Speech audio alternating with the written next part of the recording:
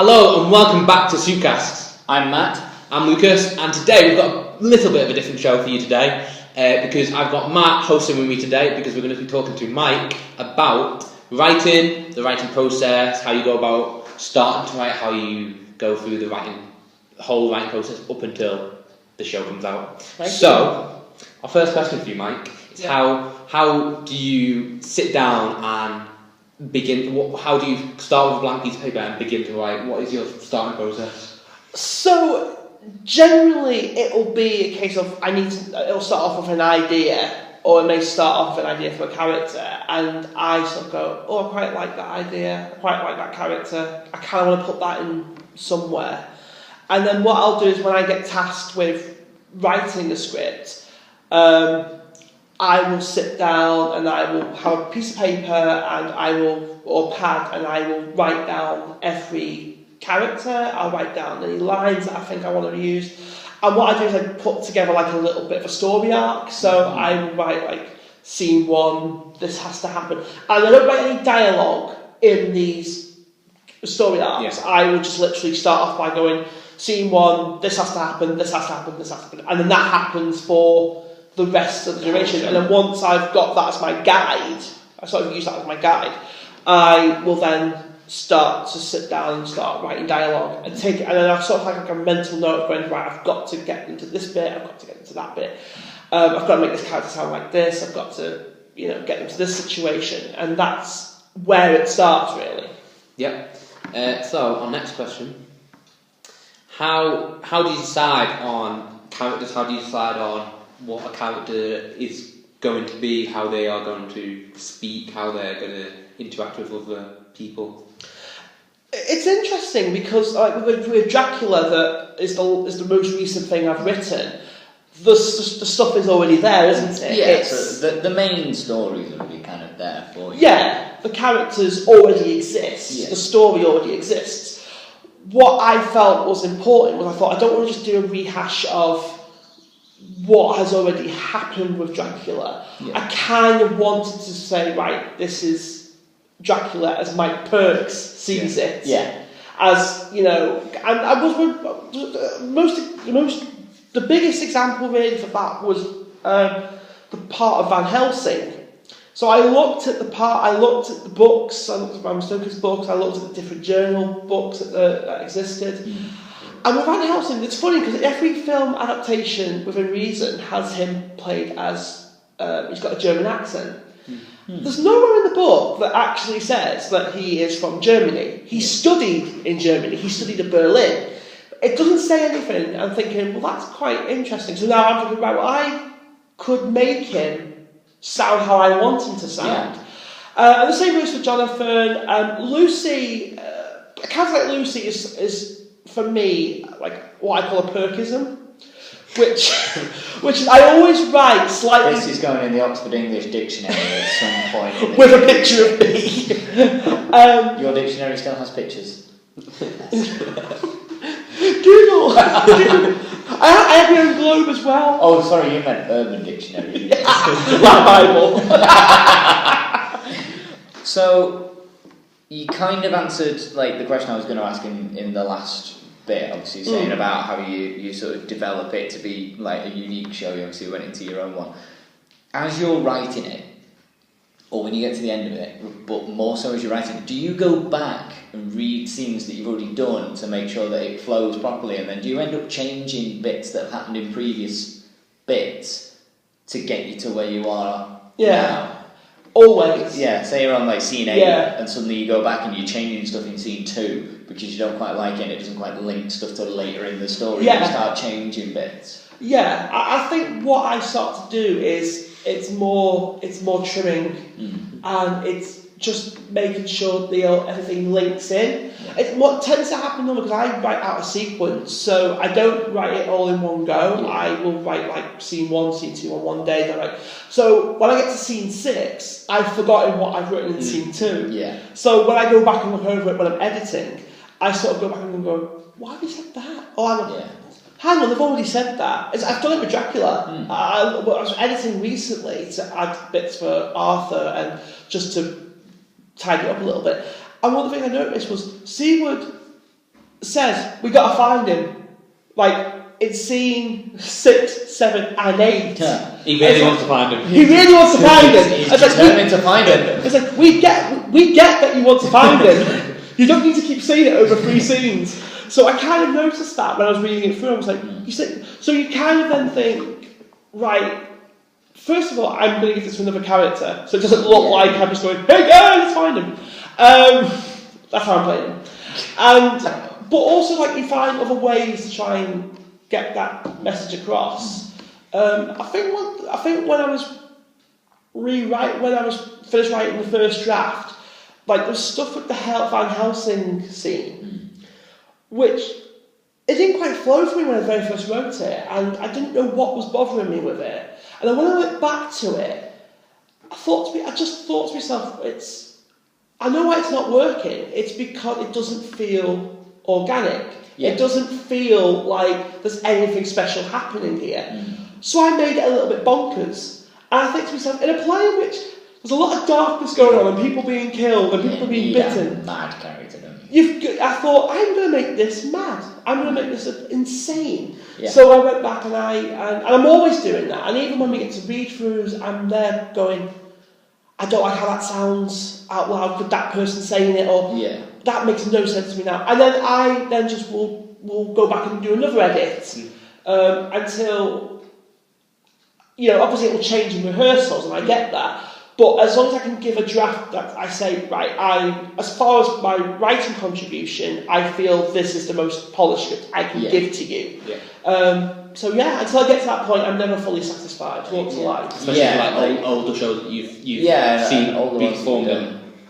Yes. You've seen them on a stage and you've gone, I wrote that. Is it different to what you first imagined when you put that character's line in and you were writing that whole character and making their story, and then you see them up on a stage in front of an audience and you see the audience reacting to it? Is it different, or is it kind of definitely you kind of hoped for?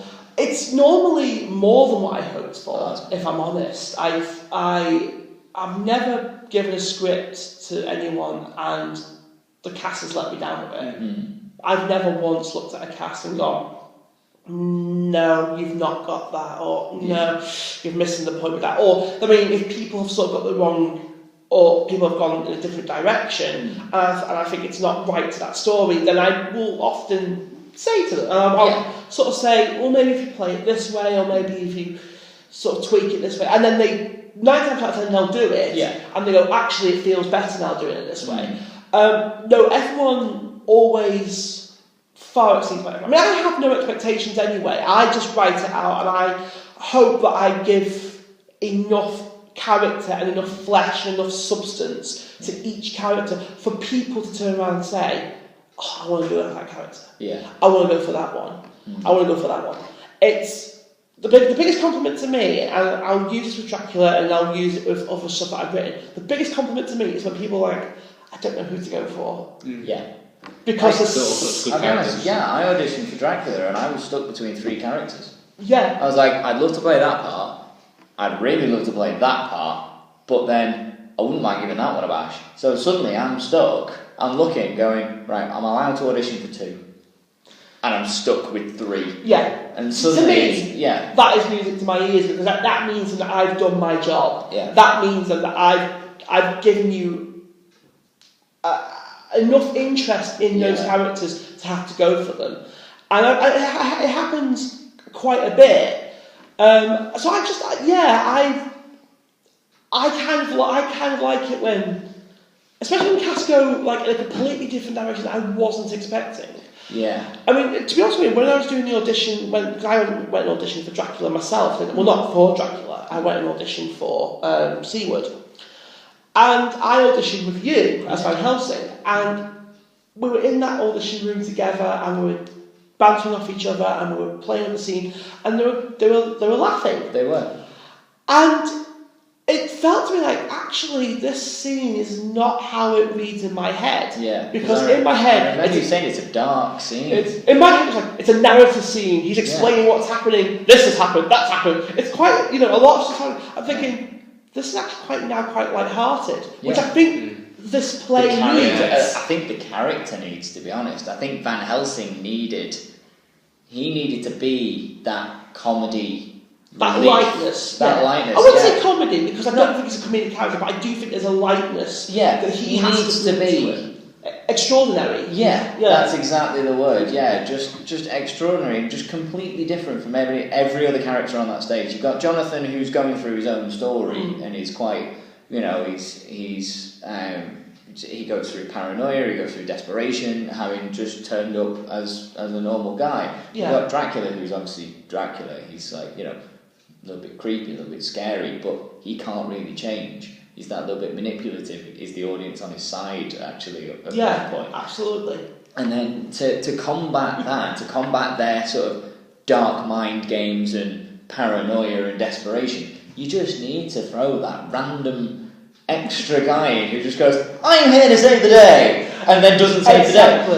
That's the first bit. He doesn't need to save the day. He just appears and stuff happens, and he's just there to go, look, stuff happens. But how much does he make sense when he's on He really does. He's the only one in that whole collective who knows what he's talking about. Everyone else is guessing. He knows exactly what's going on, but he's more the orchestrator to all the action. Of course he is. At the end of the story, he orchestrates what happens in the end of the story, as opposed to the character, the other characters themselves. So Jonathan, doing this and doing that, and Dracula doing this and doing that. That doesn't really happen without this random character that just appears. And because I've written like some stuff in the past, and to get your thought on it. I kind of write it seeing the scene playing out. Yeah. Is that the same way you do it? In the kind of, you see a character doing this and you see them going over to when you write a stage direction saying they hand over this piece of paper, I see the characters literally handing over pieces of paper and doing all this and that and where they are. And it's stage. In my head, I know where this place is. I know where that prop is. I know where. Obviously, when it changes in rehearsals, it's like, oh wow, I didn't think about that. Yeah. But it plays out like a scene in my head, and sometimes this sounds weird. But when I'm sat at home and I'm typing, and normally I'm sat on my own when I type, I'm typing away, and I'm talking. I do. I'm welcome, Mr. Harker. And I went, why am I doing that? You're putting on the accents, and as best you can, and you're speaking how they would speak, and you're trying to see if the conversation would sound right with, if they were speaking to them. Totally. I get that. Just going back to like what we were talking about with like character, with like scripts and actors and stuff like that. I actually am not that particularly precious when it comes to people doing their own interpretation of it, or changing lines. One of the biggest questions I used to get asked all the time when I wrote stuff was, does that bother you that someone's changed it over? Yeah. And it's like, well, no, because I know that once I've done my role, it then goes to people that are going to make this happen. Yeah. And they're much more equipped. People like Danny and Hayley, or people who have directed my scripts before, they're in a much stronger position to make it visually happen. I always have the rule though that especially with cuts, with line cuts, it needs the approval. If I can defend, I don't think it's approval. It's if they're thinking, this line makes no sense, or can we change this line? If I cannot find a way to defend it, I will say, go ahead. Yeah. But I have had those discussions before when people have said, I want to take this bit out because it doesn't work. Well, why doesn't it work? Because of X, Y, Z. But the reason why I've put this in there is because it's going to come back again. You've got to this point and you don't understand it, but actually in 33 pages, there's a massive link back to it, and you go, that certainly makes a lot of sense. If you can work that back in, if you can find another way to bring that in, crack on. But I don't. I would believe that if I can defend it, I will. Yeah. But at the end of the day, it's not me that's making this happen. It's other very talented, creative, lovely people that are doing it. So as long as they are happy with the scripts I'm giving them, I do think there's an element of of respect Yeah. in terms of if I gave a script over and then they said, oh, it's lovely, we think it's brilliant, we can't wait to produce it, and I came back a few weeks later and it completely overhauled everything. Yeah. That's different Yeah. because it's like, hang on a minute, I've spent time sweating and Yeah. burning my brain over this, and Yeah. you've now just completely disregarded what I've done. If I would be much happier if I were you in that scenario if they would come to me and say, I would like to do this. Or can you do that? Either Haley's can done you it. do this, or I've had this idea that this would be good. Yeah.